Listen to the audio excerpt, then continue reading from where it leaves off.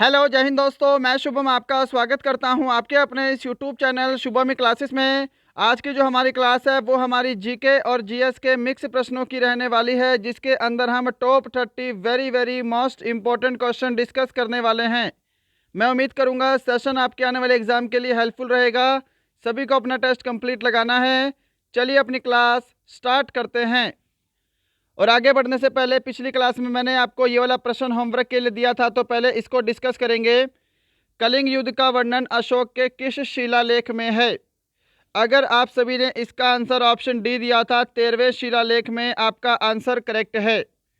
कलिंग युद्ध का वर्णन अशोक के 13वें शिलालेख में वर्णित है। चलिए बढ़ते हैं आज की क्लास की तरफ।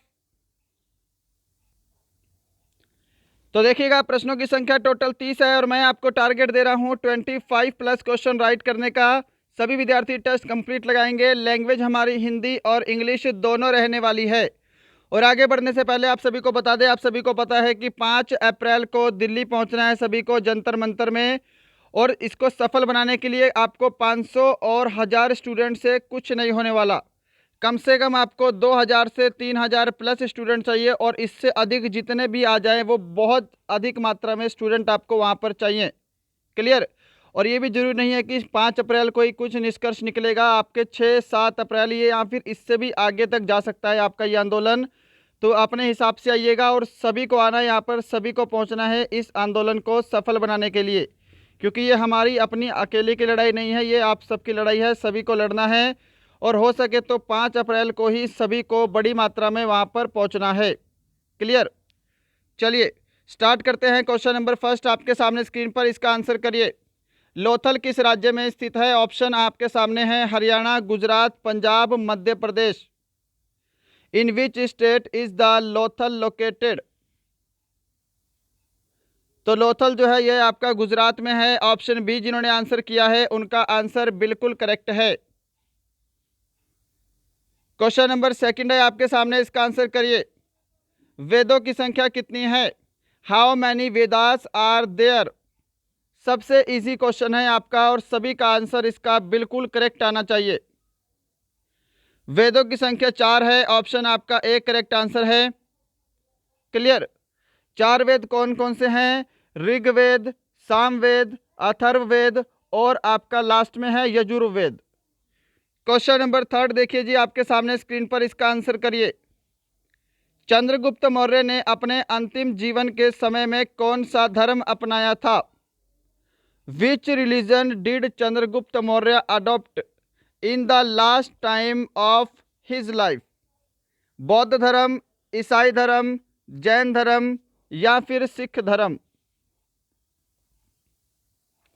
तो देखिए, इससे पहले आपको पता होना चाहिए चंद्रगुप्त मौर्य की मृत्यु कहाँ हुई है। तो श्रवण बेलगोला में हुई है। ये क्वेश्चन एग्जाम में पूछा जाता है। श्रवण बेलगोला में चंद्रगुप्त मौर्य की मृत्यु हुई है और इन्होंने अपने अंतिम समय में जैन धर्म को अपनाया था। आपका ऑप्शन सी यहाँ पर बिल्कुल करेक्ट आंसर है। नेक्स्ट बढ़ते हैं क्वेश्चन नंबर 4 की तरफ। आपके सामने है हल्दी घाटी का युद्ध कब हुआ था? When did the battle of Haldi Ghati take place? Haldi Ghati का युद्ध कब हुआ था? अगर आप सभी ने यहाँ पे ऑप्शन सी आंसर दिया है 1576, आपका आंसर करेक्ट है। और देखिए, हल्दी घाटी का युद्ध अकबर और महाराणा प्रताप के बीच में हुआ था, ये आप सभी को पता होना चाहिए। अकबर और महाराणा प्रताप के बीच में हल्दी घाटी का युद्ध लड़ा गया था। क्वेश्चन नंबर 5 देखिए जी सामने स्क्रीन पर। सुनामी किस भाषा का शब्द है? Tsunami is the word of which language? तुर्की, जापान, अरबी, इनमें से कोई नहीं। तो सुनामी जो है यह जापानी भाषा का शब्द है। ऑप्शन बी जिन्होंने आंसर दिया है उनका आंसर करेक्ट है। क्वेश्चन नंबर 6 देखिए सामने स्क्रीन पर। किस देश को दक्षिण का ब्रिटेन कहा जाता है? Which country is known as Britain of south? Canada, New Zealand, America या फिर दक्षिण अफ्रीका?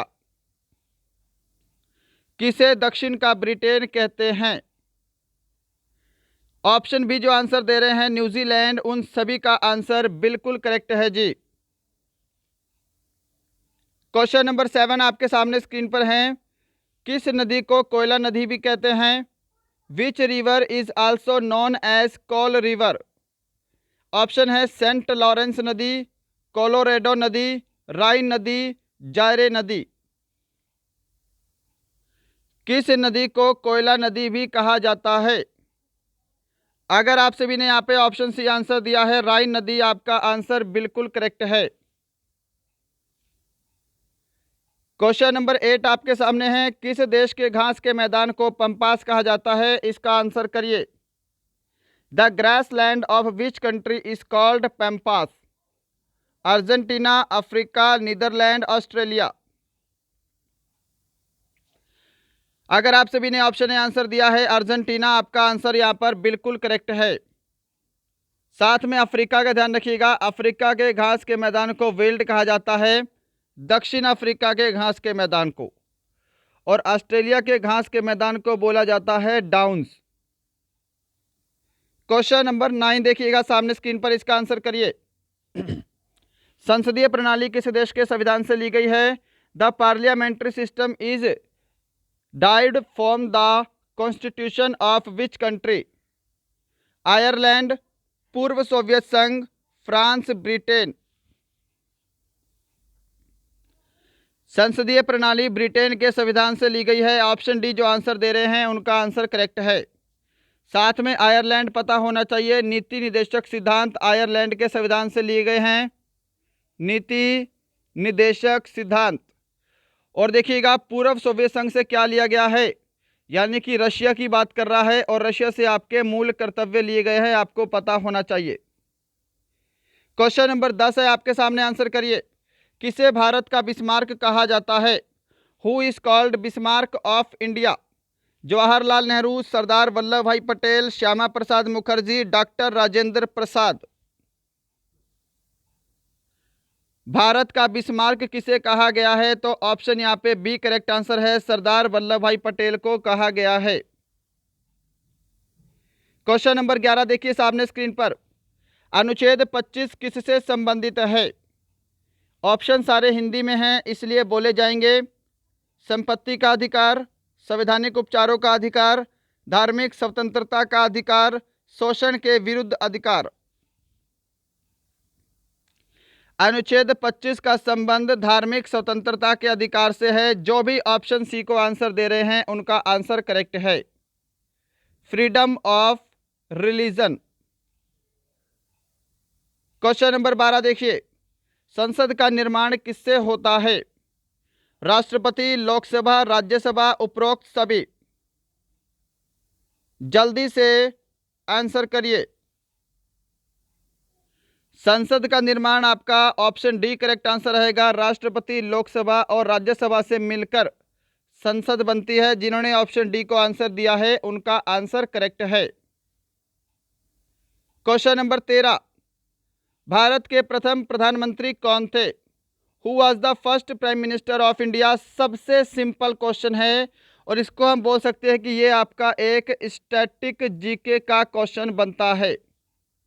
लाल Bahadur Shastri, Indira Gandhi, Morarji Desai, Pandit Jawaharlal Nehru. Option D correct answer रहेगा। भारत के प्रथम प्रधानमंत्री पंडित जवाहरलाल नेहरू थे। 14 नंबर क्वेश्चन देखिए। राज्यपाल की पदावधि कितने वर्ष की होती है? How many years is the governors terms of office? Simple question, option A correct answer रहेगा। 5 वर्ष का कार्यकाल होता है राज्यपाल का। राज्यपाल की नियुक्ति किसके द्वारा की जाती है? ये क्वेश्चन एग्जाम में आता है। तो राज्यपाल की नियुक्ति जो है यह राष्ट्रपति के द्वारा की जाती है और राज्यपाल अपना त्याग पत्र भी राष्ट्रपति को ही देता है। 15 नंबर क्वेश्चन देखिए। किसे अर्थशास्त्र का पिता कहा जाता है? Who is called the father of economics?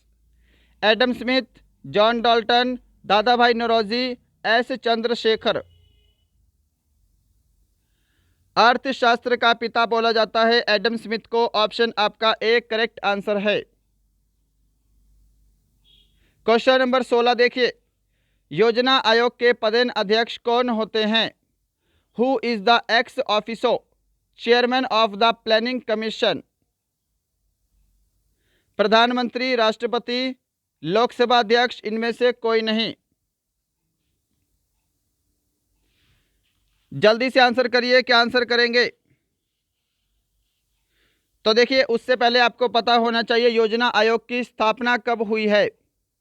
योजना आयोग की स्थापना जो है ये आपकी 15 मार्च 1950 को हुई है, ये पता होना चाहिए। और इसके जो अध्यक्ष है वो कौन होते हैं? तो प्रधानमंत्री होते हैं। यहाँ पे आपका ऑप्शन ए करेक्ट आंसर है। क्लियर? अब योजना आयोग जो है यह समाप्त हो गया है और इसकी जगह आप क्या बना दिया गया है? नीति आयोग बना दिया गया है, ये आपको पता होना चाहिए। और नीति आयोग के अध्यक्ष भी प्रधानमंत्री होते हैं। क्लियर? और नीति आयोग की स्थापना पूछेगा तो ध्यान रखिएगा 1 जनवरी 2015 को नीति आयोग की स्थापना हुई थी। क्वेश्चन नंबर 17 देखिए, निम्न में से क्या यांत्रिक ऊर्जा को ध्वनि ऊर्जा में परिवर्तित करती है? Which of the following converts mechanical energy into sound energy?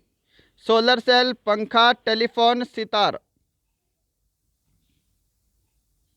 Option आपका डी करेक्ट आंसर आएगा। सितार जो है यांत्रिक ऊर्जा को ध्वनि ऊर्जा में बदलता है। साथ में सोलर सेल का पता होना चाहिए, यह प्रकाश ऊर्जा को यानी कि ताप ऊर्जा को किस में बदलता है? विद्युत ऊर्जा में बदलता है। विद्युत ऊर्जा में बदलता है।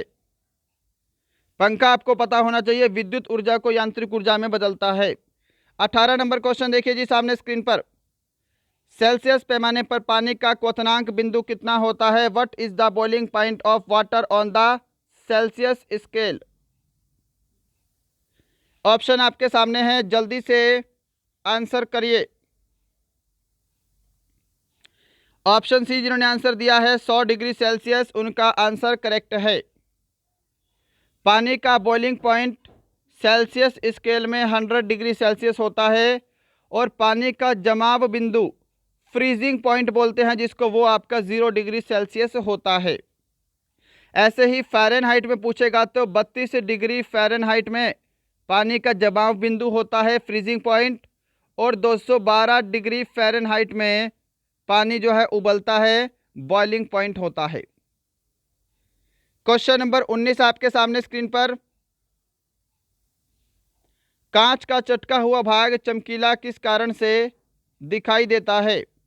Due to which glassed part of the glass appear bright? अपवर्तन के कारण, परावर्तन के कारण, पूर्ण आंतरिक परावर्तन के कारण, इनमें से कोई नहीं। कांच का चटका हुआ भाग पूर्ण आंतरिक परावर्तन के कारण चमकीला दिखाई देता है। जो भी ऑप्शन सी को आंसर दे रहे हैं उन सभी का आंसर बिल्कुल राइट है। चलिए क्वेश्चन नंबर 20 की तरफ चलते हैं आपके सामने स्क्रीन पर। निम्न में से क्या अर्धचालक के उदाहरण हैं? ऑप्शन देखिए, जर्मेनियम, सिलिकॉन, दोनों या फिर चांदी। Which of the following are example of semiconductors? Answer match करिए। जो भी ऑप्शन सी को आंसर दे रहे हैं दोनों, उनका आंसर करेक्ट है। जर्मेनियम और सिलिकॉन जो है ये अर्धचालक के एग्जाम्पल हैं। क्वेश्चन नंबर 21 आपके सामने है। सिनेबार किसका अयस्क है? लोहा, चांदी, पारा या फिर तांबा? सिनेबार किसका अयस्क है? अभी तक सेशन को लाइक नहीं किया है, लाइक ज़रूर करिएगा। अगर आपका कोई फ्रेंड आर्मी की तैयारी करता है उसे हमारा चैनल ज़रूर शेयर करेंगे। और यदि आपको लगता है हमारा चैनल आपके लिए हेल्पफुल है, आप इस हमारे चैनल पे नए हैं, तो सभी को सब्सक्राइब करके बेल आइकन ज़रूर प्रेस करना है। सिनेबार जो है यह पारे का अयस्क है। ऑप्शन सी आपका परफेक्ट आंसर है। लोहे का अयस्क क्या है? लोहे का अयस्क पता होना चाहिए, हेमेटाइट है, और एक और है मैग्नेटाइट। चांदी का अयस्क क्या है? तो चांदी का अयस्क जो है यह अर्जेंटाइट है, आपको पता होना चाहिए। तांबे का अयस्क क्या है? तो क्यूप्राइट। क्यूप्राइट तांबे का अयस्क है। मेलेकाइट भी तांबे का अयस्क है। क्वेश्चन नंबर 22 आपके सामने है, आंसर करिए इस क्वेश्चन का। हाइड्रोजन की खोज किसने की थी? Who discovered hydrogen? Presley, Henry Cavendish, Joseph Lister, Rutherford. Hydrogen की खोज किसने की है? तो हेनरी कैवेंडिश ने की है। ऑप्शन आपका बी यहाँ पे परफेक्ट आंसर है। प्रिस्टले आपको पता होना चाहिए। ऑक्सीजन की खोज किसने की है? तो ऑक्सीजन की खोज प्रिस्टले ने की है। साथ में जोसेफ लिस्टर, जोसेफ लिस्टर का भी ध्यान रखिएगा, इंपॉर्टेंट क्वेश्चन बनता है। एंटीसेप्टिक सर्जरी, एंटीसेप्टिक सर्जरी की खोज किसने की है? तो जोसेफ लिस्टर ने की है। क्वेश्चन नंबर 23, एंटोमोलॉजी किससे संबंधित अध्ययन है? ऑप्शन है त्वचा से, जीवाणु से, कैंसर से, कीटों से। Entomology is the study related to, तो एंटोमोलॉजी जो है यह कीटों से संबंधित अध्ययन है। ऑप्शन आपका बी करेक्ट आंसर है। साथ में त्वचा का भी पता होना चाहिए। त्वचा से संबंधित अध्ययन को बोला जाता है डर्मेटोलॉजी। डर्मेटोलॉजी जो है यह त्वचा से संबंधित अध्ययन है। जीवाणु से संबंधित अध्ययन को बोलते हैं बैक्टीरियोलॉजी, और कैंसर से संबंधित अध्ययन को बोला जाता है ऑन्कोलॉजी। हिंदी में बोलते हैं इसको कर्क रोग, कर्क रोग विज्ञान। क्वेश्चन नंबर 24 देखिएगा सामने। आंवले में कौन सा विटामिन पाया जाता है? Which vitamin is found in gooseberry? Option A correct answer रहेगा। आंवले में प्रचुर मात्रा में विटामिन सी उपलब्ध होता है। क्वेश्चन नंबर 25 देखिए, स्पेस एप्लीकेशन सेंटर कहाँ स्थित है? Where is the space application centre located? Option है Ahmedabad, Bengaluru, New Delhi, Hyderabad. Space application centre कहाँ स्थित है? तो यहाँ पे जिन्होंने भी ऑप्शन ए को आंसर दिया है अहमदाबाद, उन सभी का आंसर बिल्कुल करेक्ट है। चलिए 26 नंबर क्वेश्चन है आपके सामने। अंतर्राष्ट्रीय ओलंपिक समिति का मुख्यालय कहाँ है? Where is the headquarter of international Olympic committee located? तो देखिए, अंतर्राष्ट्रीय ओलंपिक कमेटी का मुख्यालय लुसाने में है। और लुसाने कहाँ पे है? तो लुसाने स्विट्जरलैंड में है। ऑप्शन आपका ए करेक्ट आंसर है। और साथ में ये भी पता होना चाहिए अंतर्राष्ट्रीय ओलंपिक कमेटी जो है इसका गठन कब हुआ था? इसका जो गठन है ये आपका 1894 में हुआ था, 23 जून 1894। और 1896 से पहले ओलंपिक खेलों की शुरुआत हुई थी, ये आपको पता होना चाहिए। क्वेश्चन नंबर 27, ओलंपिक खेल कितने वर्ष के अंतराल में आयोजित किए जाते हैं? In how many years the Olympic games are held? Option आपका सी करेक्ट आंसर रहेगा। ओलंपिक खेल 4 वर्षों के अंतराल में आयोजित किए जाते हैं। 28 नंबर क्वेश्चन देखिए जी सामने स्क्रीन पर। वेरी वेरी इंपॉर्टेंट है आपका। सिली पॉइंट शब्द किस खेल में प्रयुक्त होता है? In which sport is the term silly point used? Badminton, cricket, hockey, football. तो सिली पॉइंट शब्द है जो आपका क्रिकेट में यूज होता है। ऑप्शन आपका बी यहाँ पे करेक्ट आंसर है। क्वेश्चन नंबर 29 देखिएगा सामने स्क्रीन पर। वानखेड़े स्टेडियम कहाँ है? कोलकाता, मद्रास, नई दिल्ली, मुंबई। वानखेड़े स्टेडियम कहाँ स्थित है? ऑप्शन डी करेक्ट आंसर रहेगा। वानखेड़े देखिएगा यह एक क्रिकेट से संबंधित स्टेडियम है और यह आपका मुंबई में है। जिन्होंने ऑप्शन डी को आंसर दिया है उनका आंसर करेक्ट है। क्वेश्चन नंबर 30 है आज का लास्ट क्वेश्चन। इसके बाद एक क्वेश्चन होमवर्क के लिए मिलेगा, होमवर्क लेकर जाइएगा। पहले इसका आंसर करिए। पंडवानी किस राज्य का एक प्रमुख लोक नृत्य है? Pandavani is a major folk dance of which state? Answer match करिए। जो भी ऑप्शन डी को आंसर दे रहे हैं छत्तीसगढ़, उन सभी का आंसर करेक्ट है। पंडवानी जो है यह छत्तीसगढ़ का प्रमुख लोक नृत्य है। तो दोस्तों यही थे आपके आज के जीके और जीएस के mix top 30 very very important question. बताइएगा इन 30 प्रश्नों में आज का स्कोर कैसा है और आपको आज की क्लास कैसी लगी। ये क्वेश्चन होमवर्क का है, कल की क्लास में डिस्कस करेंगे। ऊटी पर्वतीय स्थल किस राज्य में स्थित है? In which state Ooty hill station is located? Telangana, Tamil Nadu, Odisha, Madhya Pradesh. इसका आंसर सभी को कमेंट बॉक्स में कमेंट करना है, कल की क्लास में डिस्कस किया जाएगा। और ज़रूर बताइएगा इन 30 प्रश्नों में आज आपने कितने क्वेश्चन करेक्ट किए हैं। और देखिएगा रही बात 5 अप्रैल की, तो 5 अप्रैल को सभी को दिल्ली पहुंचना है बड़ी मात्रा में, और कम से कम यहाँ पे 2000 से 3000 प्लस स्टूडेंट चाहिए ही चाहिए। ठीक है, क्योंकि देखिए आर्मी, एयरफोर्स, नेवी अगर तीनों ही डिफेंस के स्टूडेंट यहाँ पे इकट्ठे हो रहे हैं तो कम से कम यहाँ पे 5000 स्टूडेंट इस हिसाब से होने चाहिए। उसके बाद आपकी जो बात है शायद पहले ही दिन सुन ली जाए, राइट। नहीं तो आपको यहाँ पे 2 दिन, 3 दिन, 4 दिन या फिर 1 हफ्ते से भी ऊपर रहना पड़ सकता है, ध्यान रखिएगा। इसीलिए जितना हो सके ज़्यादा से ज़्यादा मात्रा में 5 अप्रैल को दिल्ली जंतर मंतर में पहुँचे। चलिए मिलते हैं कल की क्लास में, तब तक के लिए जय हिंद, जय भारत।